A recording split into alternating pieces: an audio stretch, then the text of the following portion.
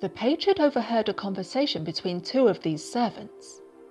They were lower-ranking members of a clan of bandits who wished to take the castle.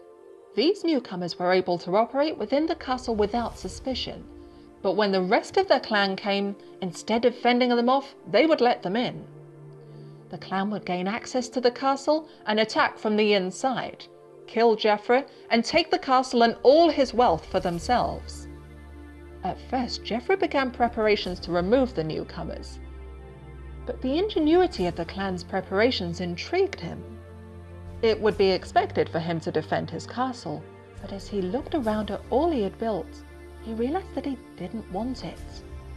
What he did want, what he'd been silently yearning for a very long time, was change. He quietly made preparations of his own, including stockpiling the equipment he wanted to keep. He had his weapons put into storage outside of the castle away from the prying eyes of the spies, arranged for a nearby stable to be populated with two of the best horses money could buy, and moved a healthy portion of his wealth to investments that could sustain him after his plan came to fruition. He placed spies to keep tabs on the infiltrators, and waited for the clan to make their move. The seizure came at night. When the clan attacked, it became clear that it was large, well-equipped, honed by practice, and hungry. But all of that was good news to Jeffra. After all, his plan depended on their success devastating his castle's defenses, and Jeffra's desire for change didn't translate to a desire to lead a group of amateurs. He watched and listened from one of his castle towers, and was reported to by his men. He counterattacked, but used the most overused by-the-book counters. If his new clan could overcome those, they would be worth leading. They advanced, and he allowed himself to be backed into the top of the tower. At last, the leader of the clan, eager to make the single most important move of the operation for himself, came to his chamber. This was what Jeffra had been waiting for. After a brief discussion where he established that this was a murder attempt and not a kidnapping, knights being nobility could be captured and ransomed, he used his years of dedication to honing his skill to kill his would-be murderer. One of Jeffra's favourite moves in hand-to-hand combat, but not one he often got to use, was a move in which one engaged, slipped through one's opponent's defences, and took their weapon from them before they realised what was happening. This was the move that Jeffra used on the clan leader. The leader's weapon was a sword, and Jeffra swiftly killed him with it. It stood to reason that at least some of the clan would recognise the sight of their leader's sword.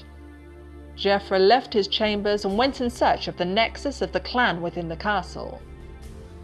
The fight was more or less over by this time, and he found them enjoying the contents of his pantry.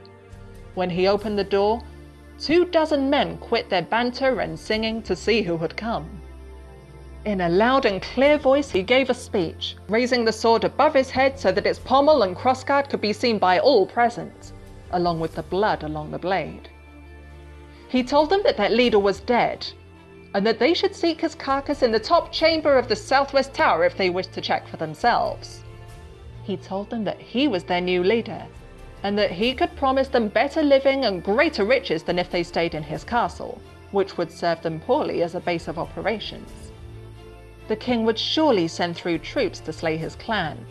Instead, they would take the riches the castle had to offer and live comfortably where their faces would not be recognized. There were challenges to this, as Jeffra had expected, but a combination of martial skill, initiative in leading the clan and claiming more wealth, in rewarding loyalty, and in stirring them with speeches, he cemented his position as their new leader. That is where we find him in the present day.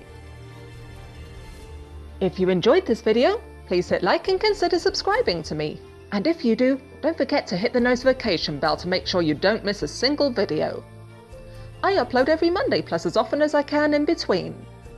I also make infographic versions of these videos, so if you want to see those, visit my Patreon, which has plenty of free content.